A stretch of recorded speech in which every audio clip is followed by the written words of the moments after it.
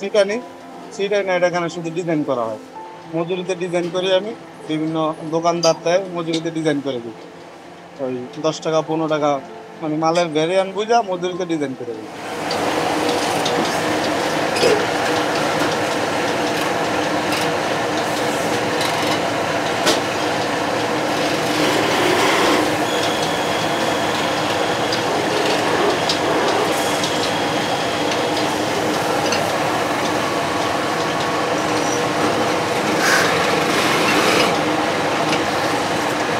প্রতিদিন রেগুলার না, কোনোদিন 100 কেজি হয়, কোনোদিন 50 কেজি হয়, কোনোদিন 200 কেজি হয়, এই গড় এভারেজ চলতেছে।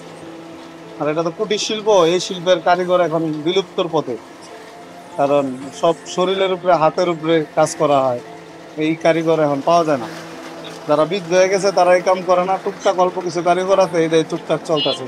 বড় বড় কোম্পানি যারা আছে ওনারা বিভিন্ন অত্যাধুনিক মেশিন আনছে, ওনারা মাল তৈরি করতেছে, কিন্তু আমাদের এটা মানে কারিগরের অভাবে আস্তে আস্তে নষ্ট হয়ে যেতেছে।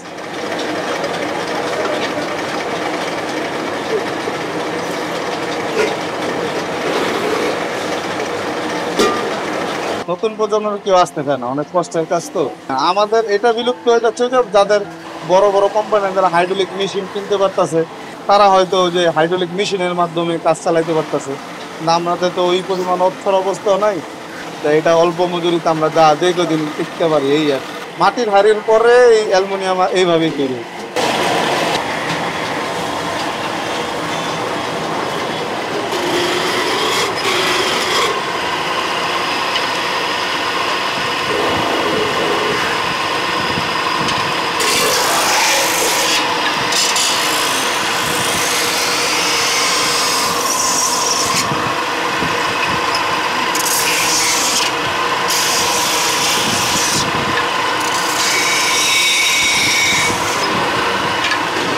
এই কারখানায় সবাই তো স্বপ্ন বড় হওয়ার, দেখি কি হয়, আল্লাহ ভালো থাকে।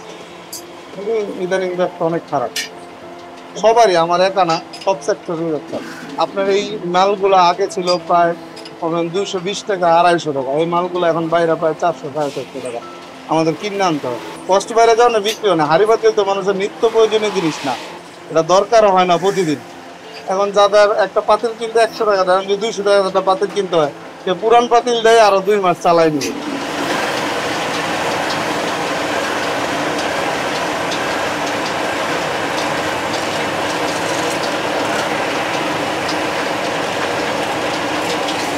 মাটির হাড়ি আস্তে আস্তে বিলুপ্ত হয়েছে না।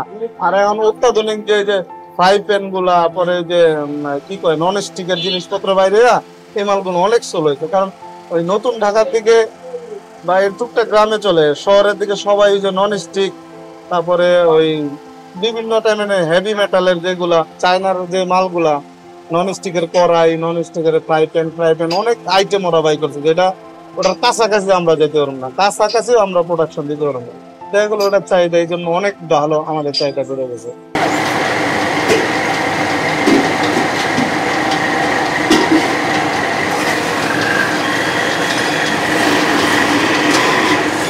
নতুন করে যদি আমাদের কি বললাম যে যদি নতুন মেশিন বা নতুন ডিজাইন কিছু বাই করতে পারি, আর ওই মালগুলা হাতে তৈরি করা কোনোভাবে সম্ভব না। যে মোটা মোটা শিটের ফ্রাই প্যান ওগুলা হাতে তৈরি হয় না, ওগুলা মেশিনেই করতে হয়। অল্প পুঁজি যারা আছে তারা ওগুলা কখনো করতে পারবে না। আমাদের মতো যারা মধ্যবিত্ত বা মধ্য শিল্পের মধ্যে আছে, যারা বড় শিল্পের আছে তারা হয়তো করতেছে।